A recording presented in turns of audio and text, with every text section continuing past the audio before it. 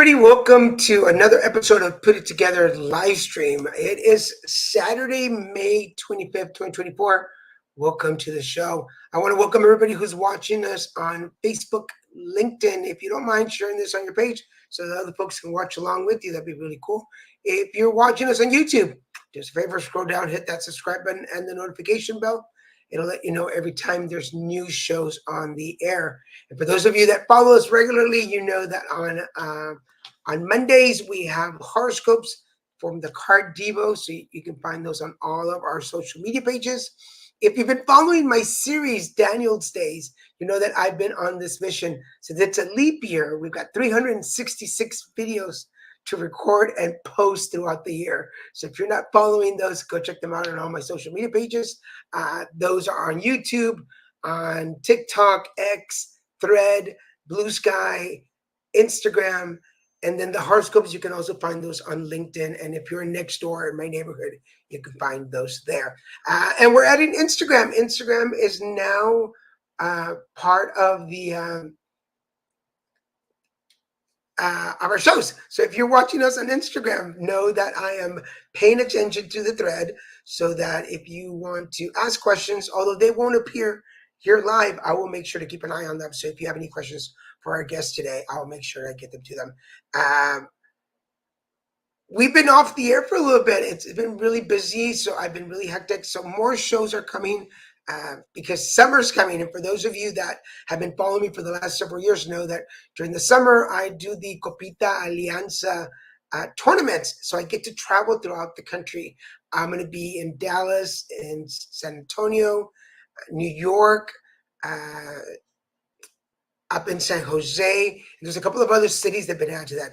There's some cities that I won't be able to make it to, but we'll talk about that another time. Conferences, for those of you that have been following the conferences, the next conference is in July, and I'm very excited to say this. I'm going to Germany with the, we're going for the International AIDS Conference. So I will be in Munich from the 21st of July to the 26th. So if you are watching this and you're going to be at that conference, I hope to see you there. I will be presenting my workshop, the alignment. I've been talking about this for several years. The alignment is my transpersonal coaching program. So there will be an hour session there. And then I will also be joining the U equals U booth. So if you're going to be there, come check us out at the U equals U booth, where I'll be handing out my pocket hearts. Some of you are familiar with those. I give those away at every conference. So those of you who are familiar with my intuitive abilities, you get a heart and you get a little reading with it. So again, if you're going to be in any of those places, wherever you see me, I will have my hearts with me. So make sure you stop me and say hi. But let's get the show started. I have a cool guest today. Let me read you his bio. Gregg Ostrin is a native of Los Angeles. Gregg spent the first 3 years of his life as an actor. In 1990, as a founding member of LA's Scrap Theater, he began writing plays. His play, Rank and File, was one of the first produced at the Hudson Theater. He has since had 3 plays produced professionally: KOWALSKI and the Two Roads Theater, and TRUFFLES at the Secret Place Theater in New York City. And most recently, the SOUL of MOTOWN at Stage West in Calgary, Canada. He has also sold numerous screenplays and TV pilots. His play, The Spy Who Went Into Rehab, a comedy about toxic masculinity, opens June 7th at the Pacific Resident Theater in Venice, California. So those of you here in the area can go watch that. And his play, The Beverly Hills Peace Talks, will open next summer at the Coachella Valley Rep in Palm Springs. I'll make sure to go check that one out. In addition to selling numerous TV and film scripts, he has written some of the most iconic movie trailers of the last 20 years. So with that, let me bring on stage Mr. Gregg Ostrin. Hello, sir. Hello, Daniel. What a wonderful introduction. Well, you know, we do that. Ever since I learned how to read, it's easier to introduce people. Ever since I learned how to write, I learned how to introduce myself. So thank you so much. I think between your writing and my reading, we should have a good show today. Exactly. Exactly. Lives will be changed. How you doing this morning? I'm doing great. I'm coming to you live from Pasadena, California, home of the Rose Parade. It is very overcast in SoCal. I assume it is down in Laguna as well, where you are. Yeah, we have, for folks who are watching this outside of the Southern California area, we have what we call here May gray and June gloom. So every morning we are woken by fog, and it's usually about 1 o'clock, 2 o'clock, and then you fry in July, and it's hot yes, forever. yes. And you're like, what happened to the rain? We want it back.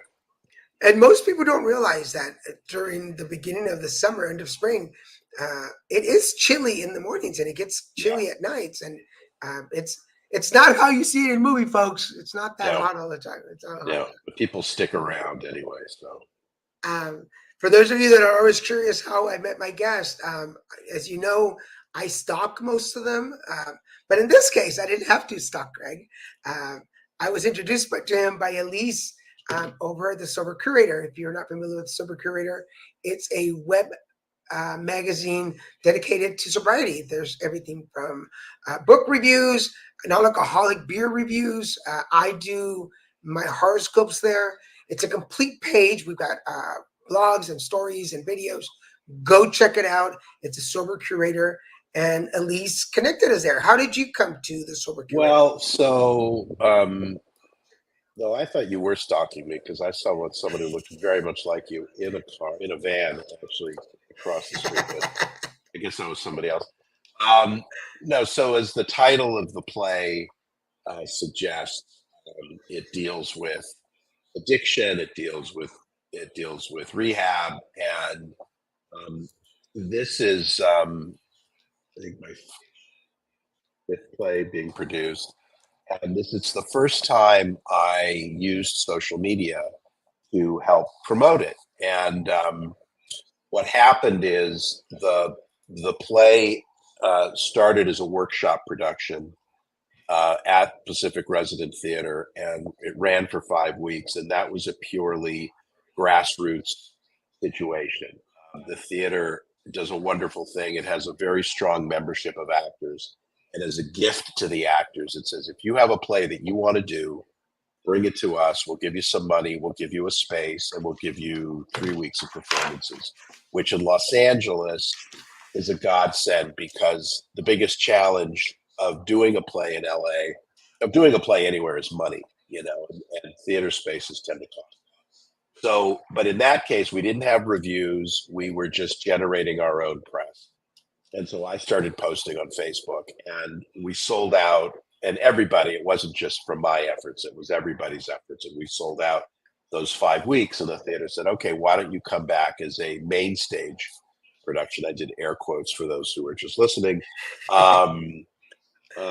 which means it's a more official part of the theater's roster of plays. And tickets go on what used to be called Gold Star, but it has a different name, I forget, but you can get discounts, and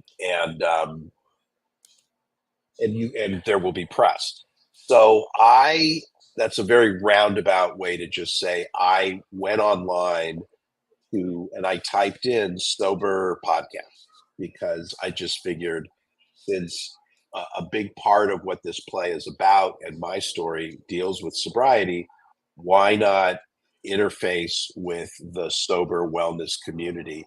And the Sober Curator was one of the things that came up. And so I reached out and had I don't know if it was an interview with Elisa, but we spent like an hour talking, and she recommended you and a few other people that I've reached out to. And so that's how you and I connected. And, I love what you're doing here. I didn't know until you kind of explained it to me. And I'm still, like a lot of people of my generation, as I'm older than you, we're still sort of figuring out social media. I mean, I have kids who have been raised on computers and now are YouTube savvy, Instagram savvy, X savvy. And even though I work in marketing for film and television, and we have to utilize all of those platforms now because that's where everybody's getting their information. As far as kind of marketing and self promotion, this is it's really intriguing, and it's just so cool. Awesome. And thank you for the younger part for this. I mean, I tell people all the time, this camera, I have a good filter on it. That's I'm sure it takes a lot to get to get your Antonio Banderas on, but you do a great job. So. I can honestly say right now at this moment, you just became my favorite guest of all time. That's it. Well, I get it. But yeah, no, just excited to be here, and and it's just so nice to see. I mean, when I got sober, which was in 1987, there was no internet, and it wasn't something you talked about. It wasn't like people in the press, celebrities were getting sober, but they weren't talking about it. You were only starting to see movies and TV shows deal with it. So there wasn't the community then that there is now for younger people or older people, anybody that just want to, stop doing drugs or drinking or pills or whatever it is, or other addictions, because there are so many. Now there's places people can go, and that's just so fantastic. And again, if you want more information, you want to check out the pages and see what we have to offer, go check out the sobercurator.com, and it pops up. Yeah, it's a really wonderful resource for finding all things recovery and sober. Elise is amazing. She's a great personality, and it's really incredible. We have the first good morning. Good morning for you, and a good afternoon for me. Yes, good. She's over in Texas, so good morning. Thank you for joining the show. Feel free to ask any questions. Join the conversation. The y'all, I would say, was the giveaway for that. The giveaway, yes. Yeah. And a couple of y'alls. I've been in California 15 years, but I still have y'all in my blood. So. Good. Well, you need it. Well, let's get started. Gregg Ostrin, tell us how you put it together. So, and I think something that's really important. So I have been in a 12-step program for 37 years, and then I got into another 12-step program, and I'm not going to use this platform as to publicize that, but this other 12-step program, which is centered more around finances and stuff, also deals with vision work. And so I'm 63 years old, and I at 60, I felt like, okay, I've had a good career. I've sold a bunch of movie scripts. I've sold some TV scripts. I've written on a couple TV shows. I have my other career is working as a copywriter in the world of film and television marketing, meaning I write movie trailers, and I like every Harry Potter film, every Lord of the Rings film, tons of Disney, Pixar, Marvel movie, anything you can name over the last 25 years, I've been involved in some capacity. And it's a great gig, and it's a great world, and I really enjoy it. I'm still passionate about it. But I sort of felt like, as far as creative writing was concerned, maybe I'd had my time and that was it. And what happened was I had been writing what we call spec screenplays, meaning screenplays for no money, to try to give to your agent to sell. And once upon a time, if you were a screenwriter and you were writing spec scripts and you had representation, you had at least a 50-50 chance to sell it. And studios paid good money. They paid $200,000-$300,000 for a script. But what happened was the studios got to a point where they were like, we keep buying these scripts, but we're not doing anything with them. So they stopped buying scripts unless a movie star is attached to it, or a big director is attached to it, or a star develops it with their own company. And that's kind of where we're at. And the streamers have continued that. Streamers really only want to deal with projects that are what they call packaged together, a star, a director, etc. So I actually stopped writing for a year because I was burnt out on it. And then one day I was I was thinking, so I grew up in the 60s, and the two most sort of biggest influences on me culturally as a kid were the Beatles and James Bond. And I used to watch these James Bond movies, and I just thought, oh, there's a question about copywriting, which I'll get to after this. Um, so I love the James Bond movies. I thought it was like the coolest stuff in the world. The flash forward to now, and I don't know what inspired. I don't know if I was watching a movie. I don't know what it was, but I was thinking about James Bond in the context of our current culture, and I thought, well, the guy's an alcoholic because he drinks all the time. The guy's a sex addict because he sleeps with every woman he meets. The guy's a gambling addict because he's always in a casino playing cards or something. The guy's a nicotine addict because he smokes cigarettes. And he's got major rage issues because he kills people for a living. And it started with just like, it started like a comedy sketch. Like, what would James Bond be like at an intake for rehab? Wow. And like the woman saying, so how often do you drink? Oh, hardly ever, maybe 3 to 5 times a day.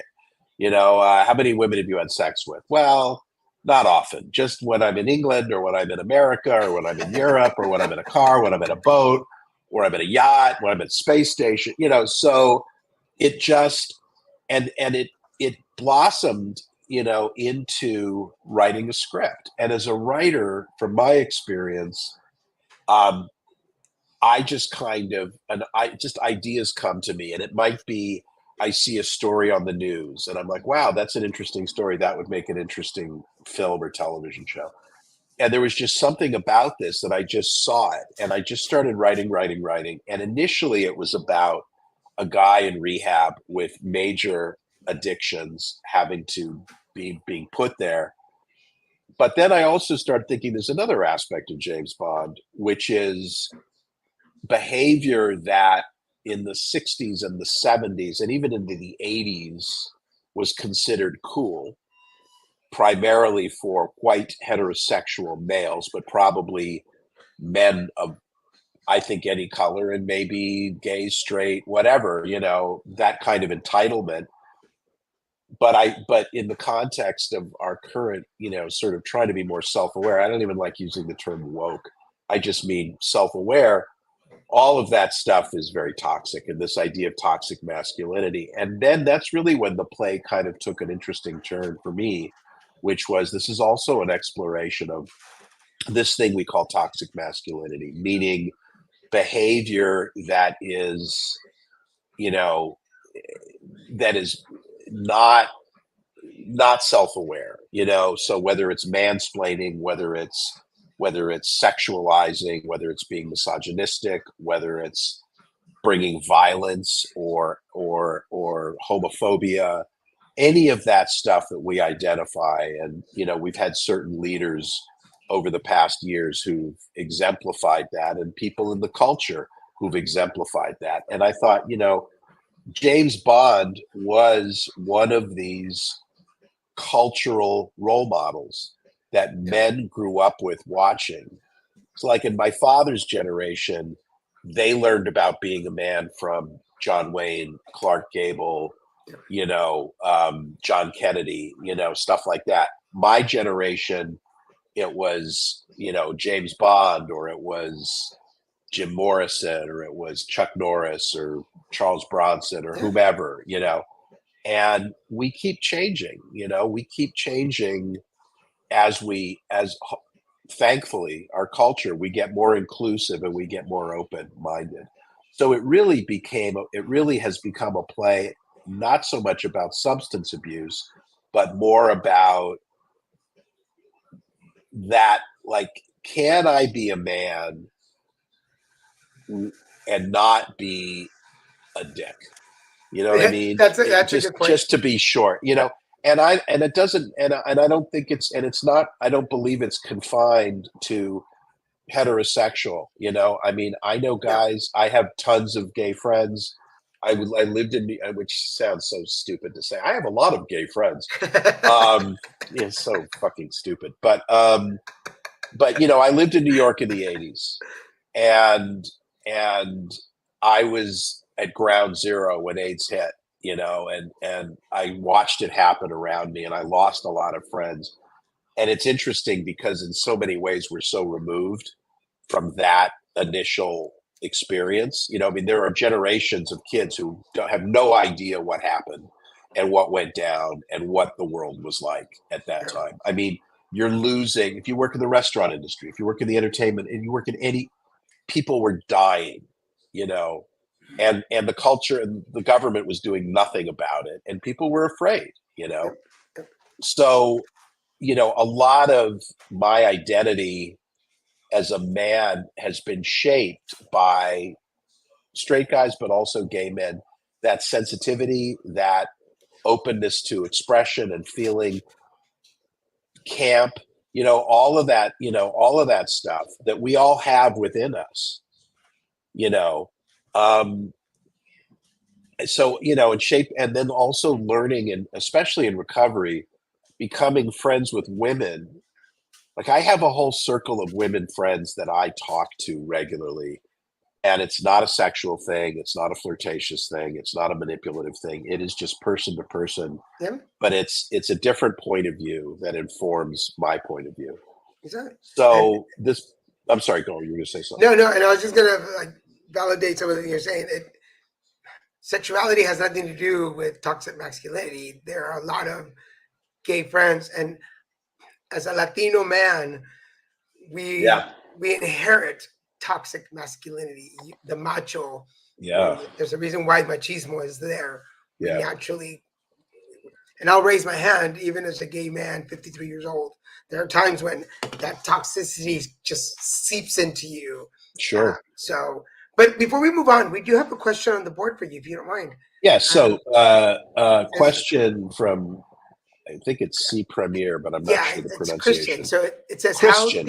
how did you get your start in the copywriter career, and what were the required qualifications for a person who wants to get into the field? So the way that happened, it happened accidentally. Um, a friend of mine, I was helping a friend produce a movie, low budget. So basically, all I was doing was like buying pizza for the cast and crew.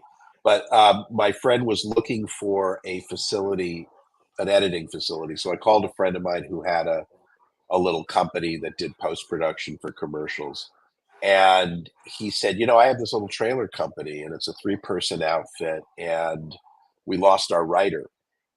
And so I just went to work for a friend, and it became a career. Um, it's a weird business because it has become, when I started in trailers and copywriting, and I'm speaking specifically for movies and TV, there's a whole world in advertising that I don't know about, you know, that is probably more dependent on going to school and or interning in that, you know, going to work at an advertising agency. But in movies, in trailers, it's this weird business where when I started, which was in 2000, there were like maybe 10 companies or 12 companies, and now there's probably 40 or 50. Oh, wow. And it's, there are places that advertise, you know, this is what's interesting. The company I'm at, we lost one of our writers. They decided to leave, and so we put a thing on LinkedIn for, you know, looking for copywriters. And I looked at dozens and dozens and dozens of examples and resumes, and all of the copywriting was geared toward online advertising, which Hmm. was like product description and email blast writing. But that's not what the kind of copywriting I do is. And more traditional advertising copywriting is, how can I sell this product, whether it's a car, whether it's a movie, in as few words as possible that communicate what the thing is. Gotcha. And it's, you know what, I mean, it really depends on what kind of copywriting you want to do. The required qualifications are, you just have you got to be able to have a sense to write that kind of stuff. You know, it's just being able to put words together in a way that just evokes evokes a certain response, And as yeah. we said at the beginning of the show, you have to know how to write. So that's Yes. Now you have things like AI and Chat GPT, and there are more and more people increasingly doing that. But the thing with something like Chat GPT, since that software can't think for itself, it's just regurgitating stuff that's been put in there. So you still require a certain level of finesse. Yeah, but doesn't not to get into the whole AI conversation, but I've read some stuff that has been AI produced, and there is an there's the feelings, there's the heart element, there's Oh yeah, um, well that it does. I mean, it is interesting to note, that because again, but that's because it's interpreting stuff that human beings have written that has gone into the program. So it approximates, but yeah, it can do that, and it will probably continue to get more evolved and more advanced, and hopefully by that time I'll be retired, so I won't be replaced by a computer program. I haven't bit the bullet yet, just as an exercise to see.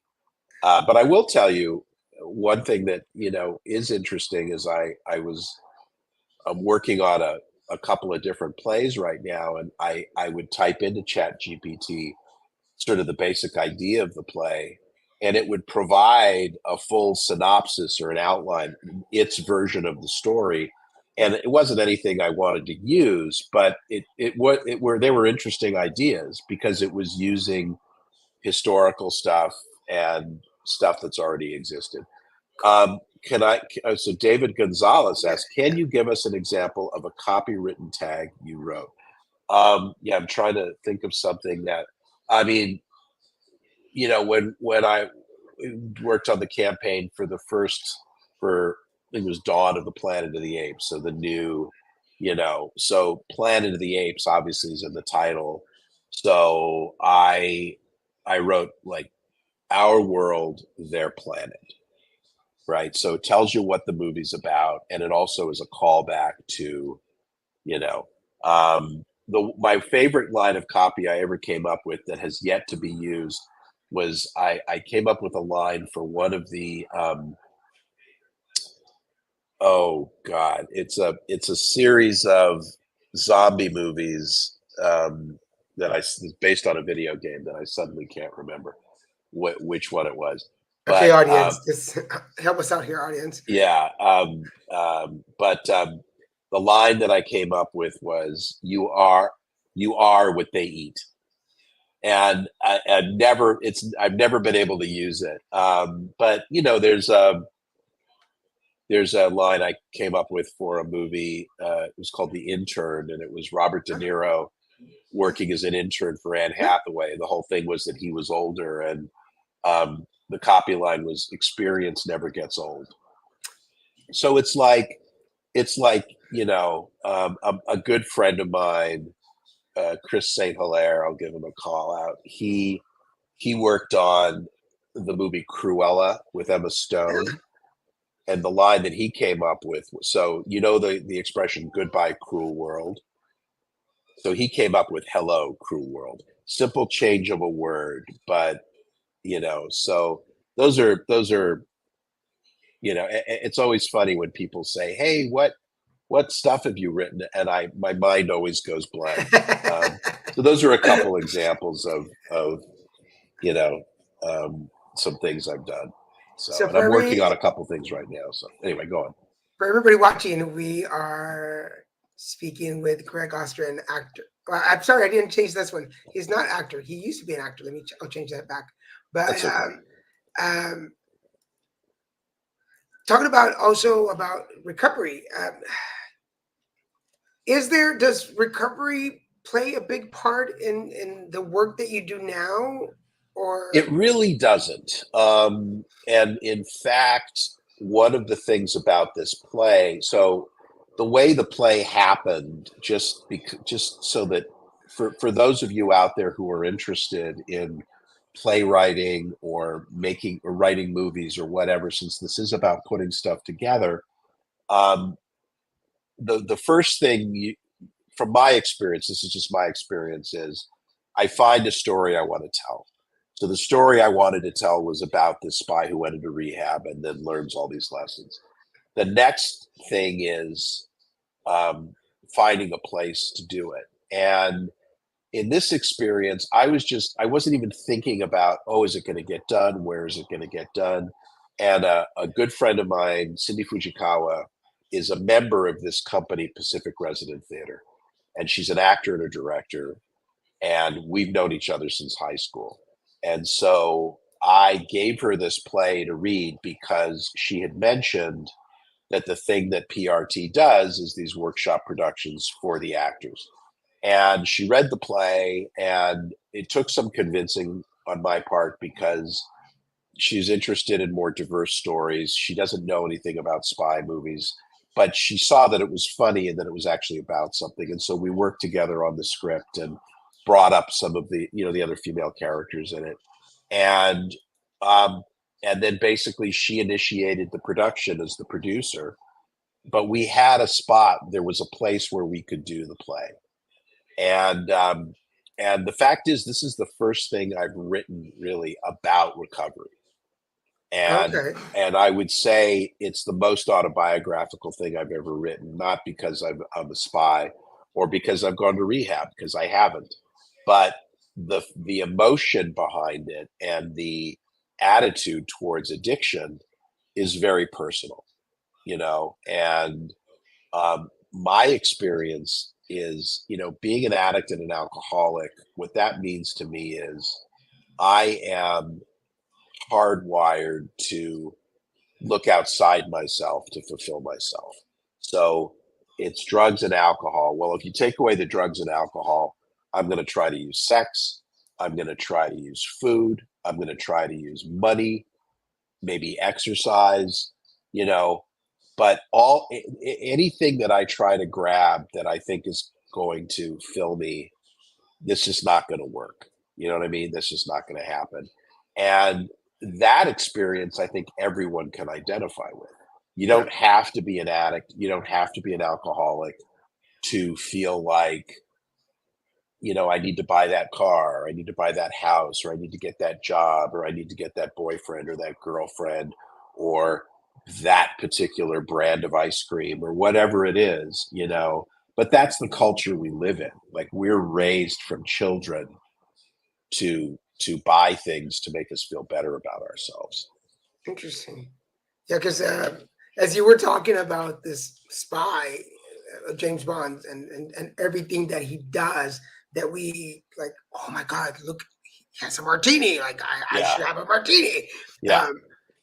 And if he goes to rehab and for the folks, I have not seen the play. I'm just kind of throwing my own idea. But it's like you if you strip away from him everything that makes him, then who is he now? Like, it's so interesting. Does that make sense?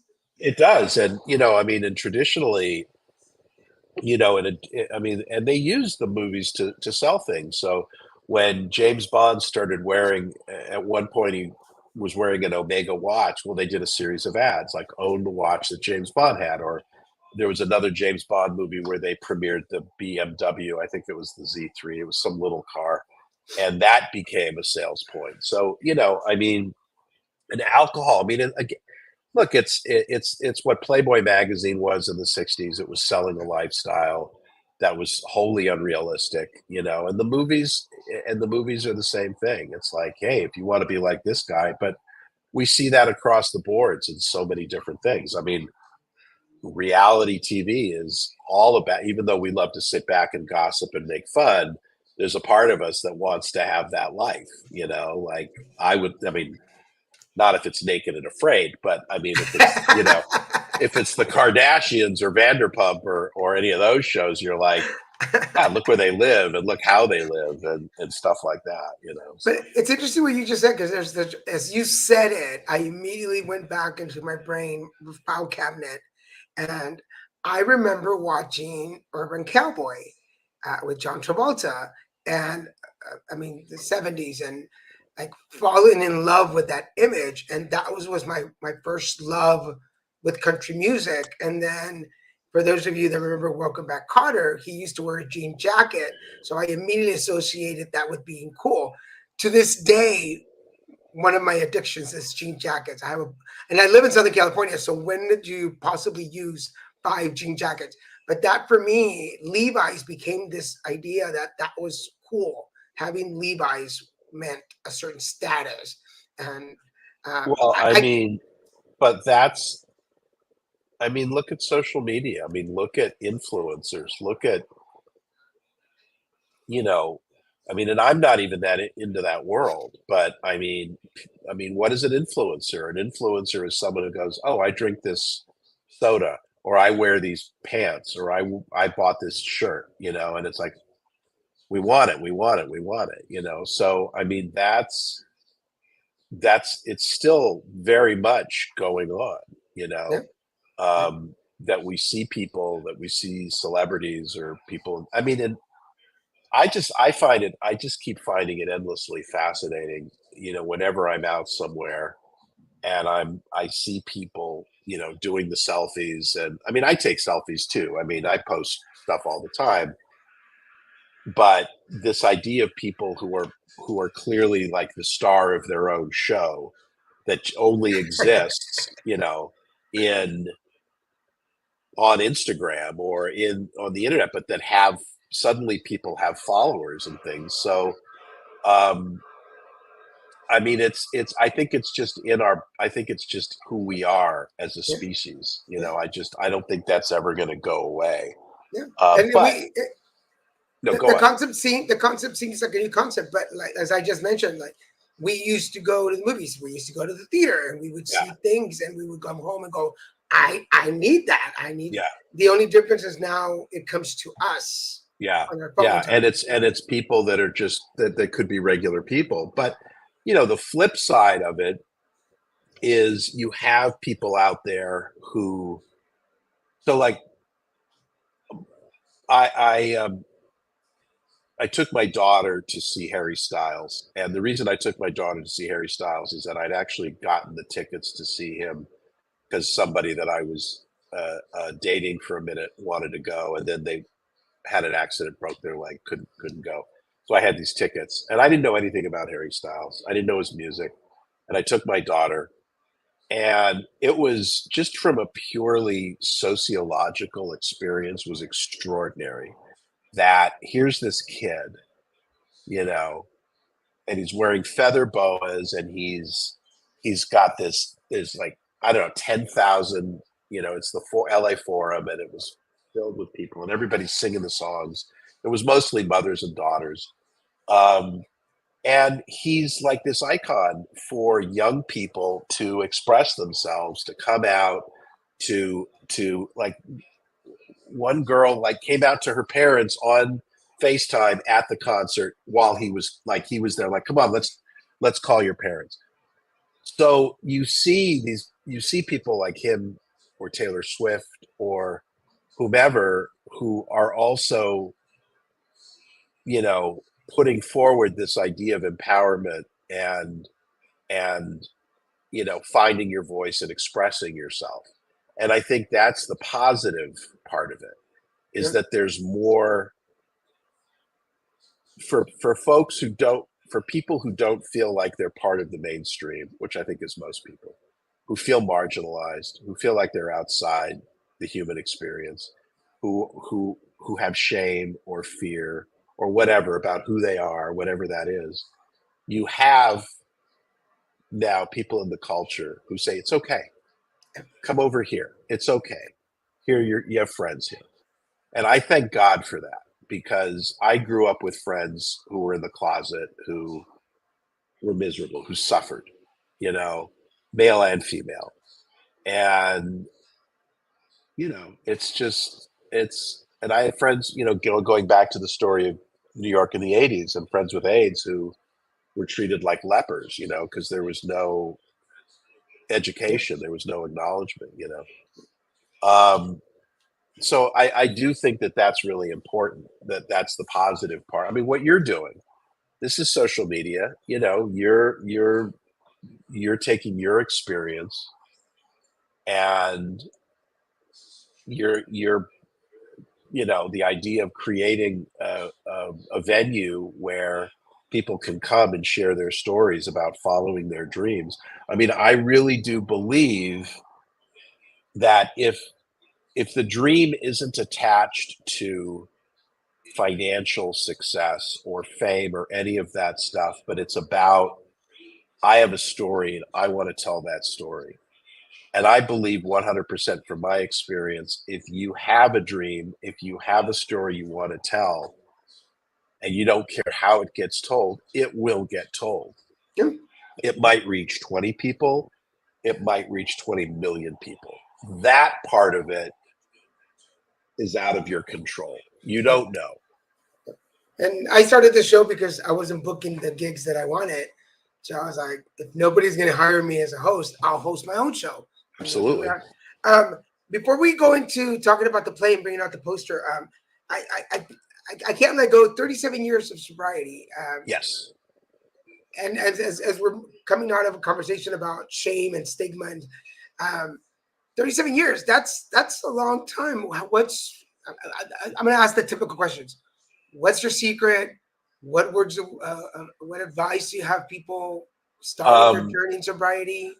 Well, you know, so I was raised in an alcoholic family. I mean, it wasn't alcoholism, it was drug addiction.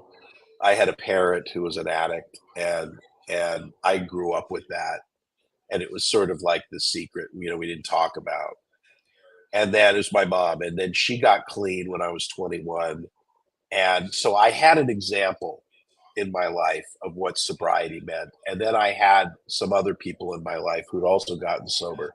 So I got sober at a relatively young age. Now I have two brothers. I have two younger brothers who are at 39 and 40 years respectively. My littlest brother, who has the most time, got sober when he was 15 because he was getting high with the drug dealers across the street in Santa Monica. And I have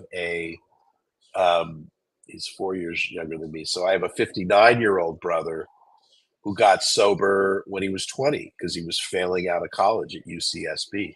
And we've all stayed sober. Our mother, unfortunately, did not. She was clean for 11 years and then went back out and died 5 years later. And this is where the spirituality comes in, and not to, you know, everybody has their own version or doesn't have a version. For me, the only answer I have is that there is a higher power looking out for me, because there were long stretches in my life where I wasn't doing the work. I wasn't going to meetings. I wasn't doing the work that you do to stay sober. And I didn't drink or do drugs. There is a spiritual component, I find, to any kind of recovery, because even if you're an atheist or an agnostic, it's just, I know that on my own, I was not able to not drink or not do drugs. And it's, but what I do know is when I am connected to the sober community, and for me, that's going to meetings, that's talking to people, you know, in these programs. And I do that daily, plus bringing prayer and meditation into it, and writing, you know, this is what I did today. And this is, I was angry at this person, or I was resentful, and keeping my side of the street clean. All of those tools, when I practice those daily, I have a great life. I have a great day, you know. That doesn't mean I don't get pissed off or resentful, because I do. You know, I'm only human. Um, I honestly, I don't have an answer for why, because there were plenty of times when I should have said, to heck with it, I'm going back to the bottle, or, you know.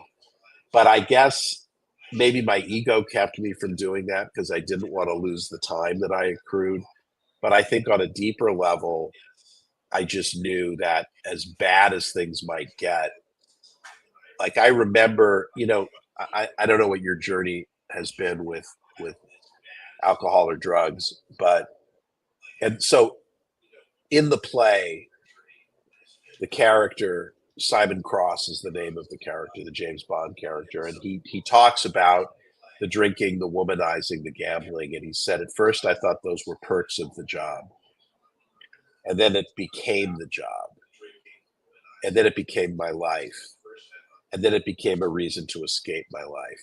And that's me talking directly about alcohol. At Yeah. first, alcohol was fun. It was just, you're in New York City, you're 20, you can drink, it's great.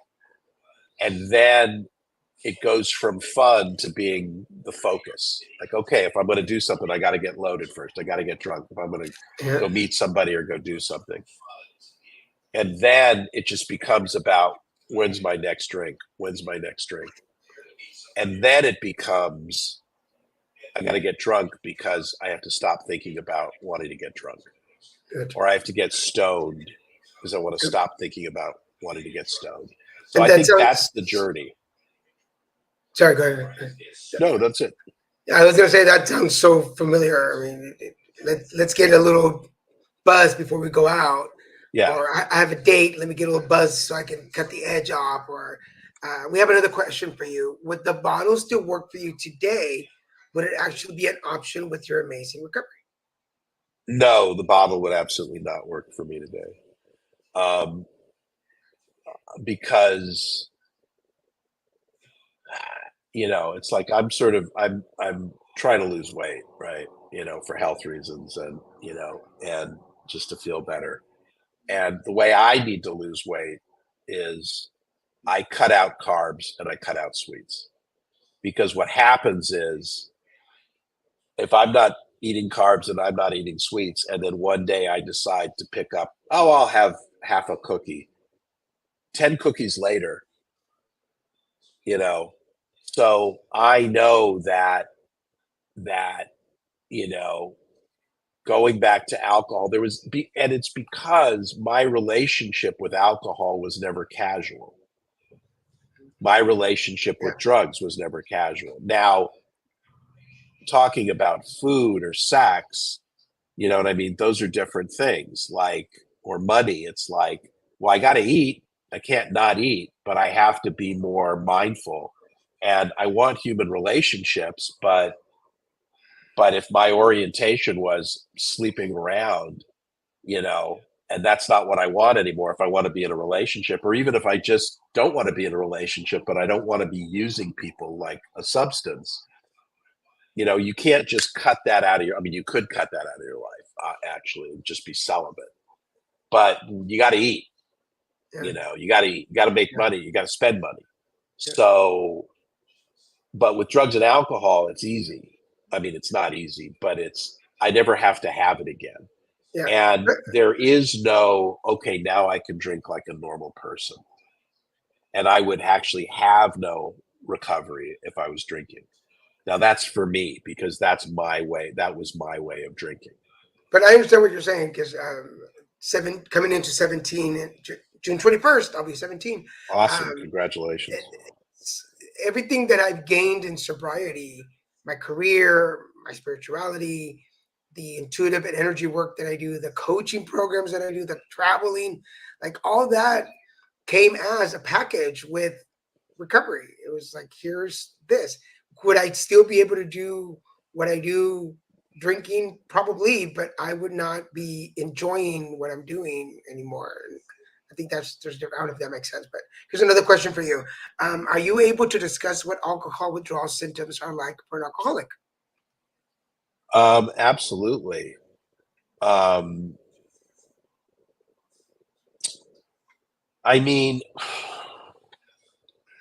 It's funny because I didn't really I can't really speak to like getting DTs, which is like, either, you shaking all the time or, it wasn't that way for me. I just stopped. The thing for me is with my recovery is that it was preemptive. So it was, what do you call it? It was before it got so bad. You know what I mean? So in other words, I could still function. I was a functioning alcoholic, but it was more internal. It was more like self-medicating. It wasn't at the point where if I did, my blood alcohol level was so high that if I stopped doing it, it's like if you go off heroin cold turkey, you're going to get violently ill and you could die even, if you're going off marijuana, I think there's probably, but it's like if you try, it's like when I detox off of sugar, I'll be 3 or 4 days when I'm having pangs, I'm having cravings for a Snickers bar or whatever. Um, so but I can't speak to the actual physical withdrawal symptoms of an alcoholic because it was never that bad for me. Gotcha. We're gonna go over the hour a little bit. Are you okay with that, or do you have a hard No, stop? yeah, please. No, I'm Okay, good. good. I'm good. Because I want to make sure that I cover everything I want to cover. So here's the address to the theater, and let me bring up the poster because we need to talk about the play because that's kind of why you were here too. So here's the poster. So tell us a little bit more about the play, when it starts. Okay, so the spy who went into rehab. So it is at Pacific Resident Theater, and you can actually go to pacificresidenttheater.org. You can also go to, hold on, I'm gonna wait a second, sorry, because it's okay. So you can also go to Today Ticks. So that's TODAYTIX.com. TODAYTIX.com, and type in Spy Rehab, and you can get discount tickets there. Okay, so give us So that website again. TODAYTIX.com. TodayTix.com. That's the best place because you get a discount. So there you go. Oh, TIX. TIX, gotcha. TODAYTIX.com. The play is opening June 7th. Thank you. The play is opening June 7th and will run for 6 weeks, definitely, unless absolutely nobody comes to see it. But I'm assuming that's not going to be the case. And then it will continue, knock wood, should we, keep, getting in houses. It's an hour, a little over an hour. It's a really fun play. It's a small theater, but it's filled with. It's got a wonderfully diverse cast. Our spy, and there's actually David Gonzalez asked, "Were you involved in the casting of your play?" I was, to a degree, only because we had to work with the cast from the theater, and our lead actor, Satyar Pourvezi, is Iranian American, Persian American, and he's very handsome and he's very suave, and he's not a white guy, So we, not that there's anything wrong with white guys. I hear they're very nice people from the few that I've met. But it, we really, there's a character who's non-binary. There's a character who's gay. There's, African American character. I mean, we really tried to. It's really the story of a man who has his life turned around by 4 incredibly strong, interesting women and 1 gay man. So we really kind of tried without it. The intention was not to be self-consciously woke, he says with air quotes, but just, again, these are all types of people I have known in my life who have been helpful in my journey. And it's very funny, and it makes fun of all of the different tropes from those movies. And what's really interesting is that my daughter, who's 18, came to see the play with her friends, and I don't know if any of them have seen a James Bond movie, and they totally got it. They totally got the references, they got the jokes.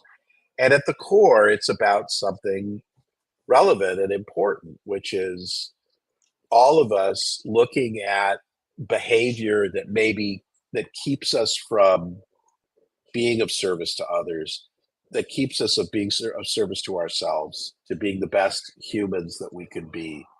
And, in a loving way, be able to go, oh, you know what? Maybe that doesn't help me anymore. Maybe I don't need to be that kind of a person anymore. So it does deal with aspects of recovery. I just wanted to keep that part of it open because I didn't want it to be an advertisement for a specific form of recovery. I wanted it to be more about who am I when I let go of all of this stuff, and the drugs and alcohol is a part of that, but then there's the other stuff, how I interact with other people, how I present myself, what do I do that makes me think I'm cool, and is that really who I am, and seeing people as one thing as opposed to just seeing them for who they are. So that's the bigger message, but it's delivered. It's not preachy, I don't think. It just follows this person's story. And again, just to bring it back to the title of your show, put it together, it really is, I think, the best stories are the ones that we tell about ourselves, and that I can see something, and it can be about someone's life experience, which is totally different from mine, but the feelings I identify with, and the emotions I identify with. I don't have to have grown up in Barbie world, I can totally identify with those feelings. Yeah. So I guess I should only look like Ryan Gosling, but very few of us do. We want to shout out to director Cindy Fujikawa. And remember, it opens June 7th. I will be there. I'm going to go get. Now that you gave me the website, I'm going to have to get my ticket. And Cindy, I can't speak enough about Cindy. And I mean, the cast is phenomenal, and they bring incredible life and originality to the piece. And Cindy is somebody who just had this incredible vision, and being someone who is so connected with the idea of diversity and lives that in her life. She just brought this level, this depth to the production that it didn't have, in terms of the casting, in terms of the direction. She also created so many iconic, funny moments, and she's actually in the play. She plays the Judi Dench character, and she's just brilliant. So nice. she's been extraordinary. Well, really. I told them at Sober Curator that I would come and watch and do a review for our page. So wonderful! I will be coming out there. As close to opening weekend as possible. I mean, we'll get you a seat, whatever, because we just would love to get the word spread. Yeah, well, I want to come on opening night, so we'll talk off camera. Okay, great. One part that we missed that I haven't done yet today is our words of wisdom moment. So, Gregg Ostrin, what words of wisdom do you have for our audience?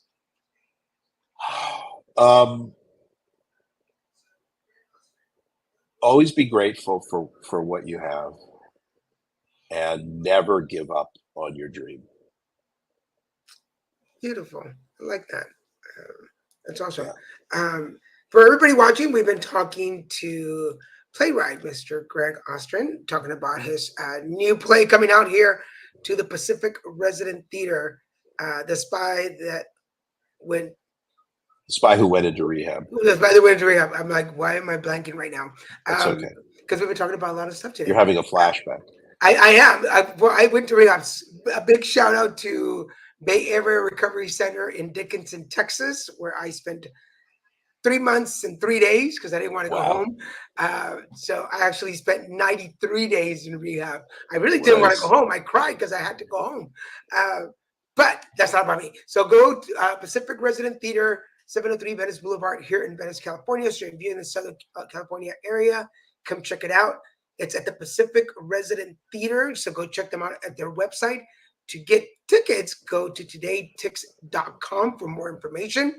If you want to connect with Gregg, here is his Facebook page, Gregg.Ostrin when you're looking for him. So remember, Gregg with 2 G's, Ostrin. Thank you.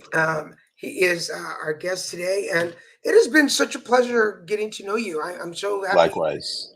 Again, for those of you interested, go check out the Sober Curator. I say this to a lot of people, whether you are in recovery or not, just having that information, knowing that there's alternatives to partying or getting drunk on a Saturday night. Go check it out. It's just something else you can do. And I've done it for almost 17 years. Gregg has done it for 37 years. So there's something to it. Keeps you young and looking pretty. So here's 2 examples. Exactly. This takes work. This doesn't just happen for both of us. In the words of Dolly Parton, it's very expensive to look this cheap. Yes. God knows. Any last words before we go, Gregg? Just thank you so much for the opportunity to share my story and to hear your story. And, I can't express enough the importance of, it doesn't matter how old you are. It doesn't matter where you live. It doesn't matter what you look like. We're in a time now when there are so many opportunities for storytellers to have their stories put out there. And just if you have a story you want to tell, if you have a play you want to write, or a movie or a poem or a novel or whatever it is, just do it. Just take the action today, take the first step today, write the first line today, and just put yourself out there and do it. Another thing that I've started is working as a coach, working as a writing coach. I have a website called What's the Story with Gregg Ostrin, and it's WTSGO.com. And it's, because I'm so passionate about telling my stories, I love talking to other people to get them to find what their story is, or if they have a story to even make it more interesting and make it better. But just get out there and just go for it. And please repeat that webpage. I'm sure a lot of people watching might be interested. Okay, let me just make sure, because I just started it. So it's WTSGO.com. And it's called Greggo's What's the Story? WTSGO.com. All right, guys. So if you, because I was about to ask you, do you do any workshops? Do you do any kind? So I work individually with writers, and since it's just kind of gotten off the ground, I have done workshops before, and I will try to start putting another one together, because it's just amazing. I mean, we all have it within us, to do what we want to do, and and it's all available out there. You just have to do it. You just have to take the step and do it. And Shelltown, thank you for watching. Thank you for joining us today on a Saturday morning for a conversation. Well, there's a lot to think about. If you missed any of the information, please go back and watch it. Gregg, thank you so much. I'm going to put you in the green room for a minute, but don't go anywhere. I'm just going to say goodbye to everybody. But again, such a pleasure meeting you and having you on the show. I think we have one. Thank you, Daniel. It's been fantastic. Awesome. I'll be back for you in just 1 second. Thanks.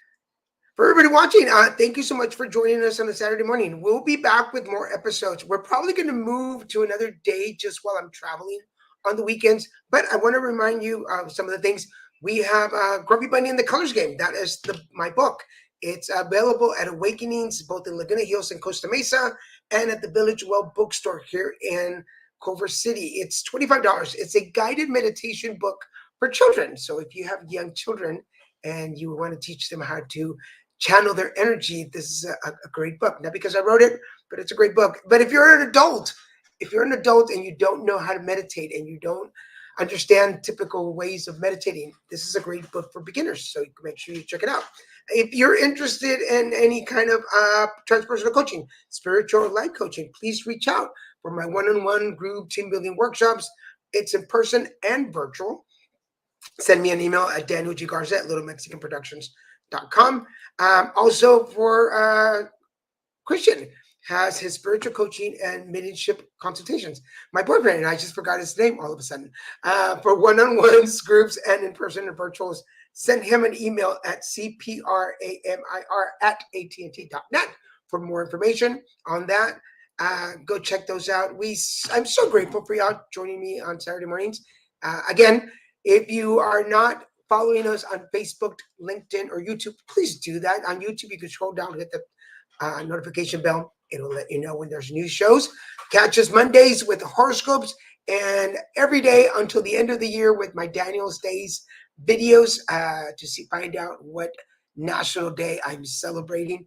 So make sure you check this out. For now, I want to thank Gregg Ostrin for joining us. Thank you, Sober Curator, for connecting us. And thank you all for joining us this morning. This is Daniel Garza saying, hey, put it together. We'll see you next time. Bye.